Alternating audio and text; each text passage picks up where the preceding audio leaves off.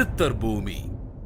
ஜோதிடத்தின் பரிணாம வளர்ச்சி ஏஎல்பி ஜோதிடம். இதை படிங்க, உங்க வாழ்க்கை உங்க கையில. வணக்கம். அக்ஷய லக்ன பத்ததி ஜோதிட ஆசிரியர் ஸ்ரீ குரு உமாவேங்கன். இன்னைக்கு நம்ம என்ன பார்க்க போறோம்னா, இந்த தொலைந்த பொருள் அப்படிங்கிறத பற்றி நம்ம எல்லாருக்குமே கேள்வி இருக்கும்.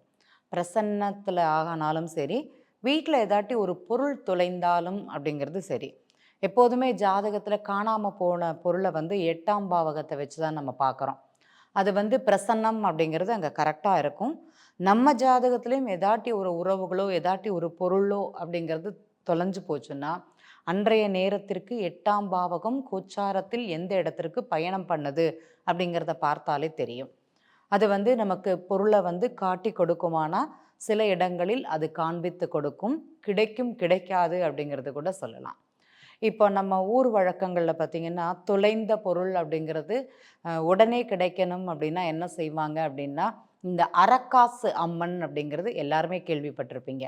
இந்த அரக்காசு அம்மனுக்கு வேண்டி வைக்கிறது எப்படின்னா, ஒரு மண்டவெல்லத்தை சர்க்கரையை ஒரு கிண்ணத்தில் தண்ணியில் போட்டு அரை அளவு அதை கரையக்கூடிய அளவுக்கு போட்டு வச்சுருவாங்க. அவங்க என்ன பொருள் தொலைந்ததோ அந்த பொருள் தானாக கிடைக்கும். அது தேடினா கிடைக்கும், தானாக கிடைக்கும்னா தேடினா கிடைக்கும் அப்படிங்கிற ஒரு தன்மை இன்றளவிலையும் நம்ம பாட்டி தாத்தா சொன்ன பழக்கங்களில் அது ஒன்று இருக்குது. சரி, யார் இந்த அரைக்காசு அம்மன்? எதற்கு இத்தனை முக்கியத்துவம்? அவங்க எங்கேருந்து வந்தாங்க அப்படிங்கிற ஒரு கேள்வி நிறைய நண்பர்கள் கேட்டிருந்தாங்க. இந்த அரக்காசு அம்மன் அப்படிங்கிற ஒரு ஆலயம் போட்டாலே நமக்கு சென்னையில் இருக்குது. ரொம்ப ஸ்பெஷலாக அப்படிங்கிறது சொல்லலாம். ரொம்ப பிரபல்யமாக இருக்குது அந்த தேவியோட மகிமை அப்படிங்கிறது. அந்த கோவிலுக்கு போனீங்கன்னா 107 தெய்வங்கள், 107 தேவியர்கள்னு சொல்லலாம்.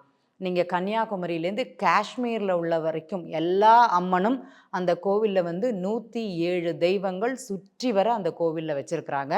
ஒரே ஒரு தெய்வம் நடுவில் 108ஆவதாக பார்த்திங்கன்னா அரக்காசு அம்மன் அப்படிங்கிறது இருக்குது. யார் இந்த அரக்காசு அம்மன்? எப்படி இங்கே வந்தாங்க அப்படிங்கிற ஒரு கேள்வி. அப்போது இதற்கு முன்னாடி பார்த்திங்கன்னா, விஜயநகர பேரரசு அந்த பத்திரங்கள் ஏதோ முக்கியமான குறிப்புகள் பத்திரங்கள் அப்படிங்கிறது அங்கே காணாமல் போச்சான். அப்போ அவங்க வணங்கக்கூடிய ஒரு தெய்வம் பிரகதாம்பாள் அப்படிங்கிற தெய்வத்தை அவங்க ரொம்ப முக்கியமாக வணங்குவாங்க. அந்த பிரகதாம்பாளை வேண்டிண்டு அவங்க வேண்டினாங்களாம். வேண்டிண்டு 2 நாளில் அந்த முக்கியமான குறிப்பு பத்திரம் அப்படிங்கிறது அவருக்கு கிடைத்ததான். விஜயநகர பேரரசில் அவ்வளோ முக்கியத்துவமாக இருந்த ராஜாவே தன்னுடைய பிரகதாம்பாள்கிட்ட தன்னுடைய எல்லை கோவில்கள்லேயோ ஊர்கோவில்களில் இருக்கிற பிரகதாம்பாளை வேண்டினாங்க. அப்படி அந்த பத்திரம்ங்கிறது கிடச்சிது. சரி, தமிழ்நாட்டில் இங்கே வந்தது அப்படிங்கிற ஒரு கேள்வி வந்தது அப்படின்னா, இங்கே தற்போது சென்னையில் ஒரு குபேர கோவில் அப்படிங்கிறது இருக்குது. அந்த சுவாமி கோவிலில் குபேரன், மகாலட்சுமி, அதே மாதிரி குபேரனுடைய மனைவி, இவங்க 3 பேரும் வீற்றிருக்கக்கூடிய ஒரு ஸ்தலம் அப்படிங்கிறது அங்கே இருக்குது. சுவாமியோட முக்கியமான ஆபரணம் அப்படிங்கிறது அங்கே தொலைஞ்சு போச்சான். அந்த ஆபரணத்தை வேண்டிண்டு அங்கே உள்ள வைதிகர்கள் என்ன பண்ணியிருக்கிறாங்க, இந்த பிரகதாம்பாள்கிட்ட வேண்டியிருக்கிறாங்க.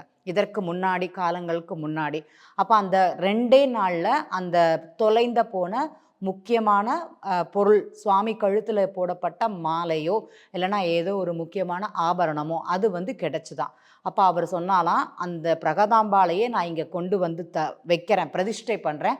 அவங்க பேர் தான் அரைக்காசு அம்மன் அப்படிங்கிற ஒரு பேர் இங்கே வந்திருக்குது. அந்த கோவிலுக்கு போனீங்கன்னா ரொம்ப ரொம்ப விசேஷமான சன்னதிகள் அப்படிங்கிறது எல்லாமே இருக்கிறாங்க.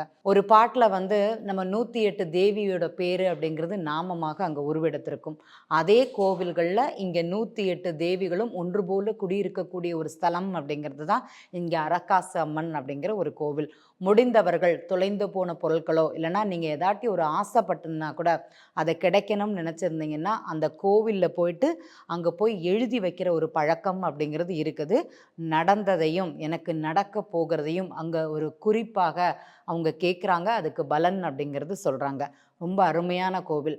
உங்களுக்கு எதாட்டி பொருளை காணலை அப்படின்னாலும், எதானே உங்களுக்கு விருப்பப்பட்டது எதாட்டி கிடைக்கணும் அப்படிங்கிறதுனா கூட அந்த கோவிலுக்கு ஒரு முறை தரிசனம் செய்து விட்டு வாருங்கள். அங்கே குபேரனுடைய கோவில் ரொம்ப விசேஷமாக இருக்குது. அங்கே போயிட்டு வாங்க. நீங்கள் நினைத்தது அப்படிங்கிறது கண்டிப்பாக நடக்கும். அதில் எந்த மாற்றமும் கிடையாது. நன்றி. ஜோதிடத்தின் பரிணாம வளர்ச்சி ஏஎல்பி ஜோதிடம். இதை படிங்க, உங்க வாழ்க்கை உங்க கையில. சித்தர் பூமி.